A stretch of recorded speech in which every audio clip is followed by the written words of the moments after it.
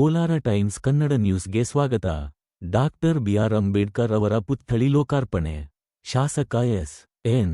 ನಾರಾಯಣಸ್ವಾಮಿ ಅವರು ತಾಲೂಕಿನ ಚಿಕ್ಕವಲಗಮಾದಿ ಗ್ರಾಮದಲ್ಲಿ ಸಂವಿಧಾನ ಶಿಲ್ಪಿ ಡಾಕ್ಟರ್ ಬಿಆರ್ ಅಂಬೇಡ್ಕರ್ ಅವರ ಕಂಚಿನ ಪುತ್ಥಳಿ ಲೋಕಾರ್ಪಣೆ ಮಾಡಿ ಮಾತನಾಡಿದ ಅವರು, ದೇಶಕ್ಕೆ ಸಂವಿಧಾನ ಕೊಟ್ಟಿರುವ ಅಂಬೇಡ್ಕರ್ ಅವರು ಕೆಲವರ ಮಾತುಗಳು ಸಮಾಜದಲ್ಲಿ ತಪ್ಪು ಕಲ್ಪನೆ ಮೂಡಿಸುತ್ತಿರುವುದು ಸರಿಯಲ್ಲ.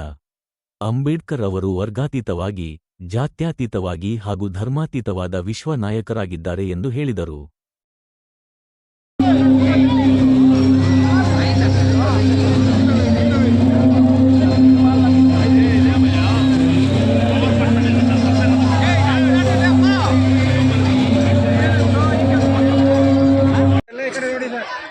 ಸರ್ ನೋಡಿ ಸರ್, ಸ್ವಲ್ಪ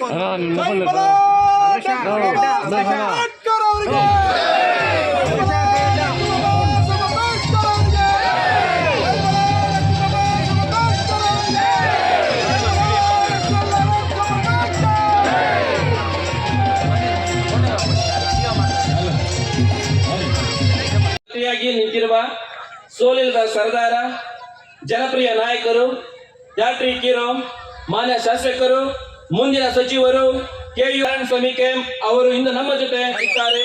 ಅವರು ಬಂದಿರೋದು ನಮಗೆ ದೊಡ್ಡ ಧೈರ್ಯ. ಅವರೇ ನನ್ನ ಹಾಗೂ ನಮ್ಮ ಅಷ್ಟು ವರ್ಷಗಳಿಂದ ಎಲ್ಲರೂ ಮಾತಾಡ್ತಾ ಬರ್ತಾನೆ ಇದ್ದೀವಿ. ಆದರೆ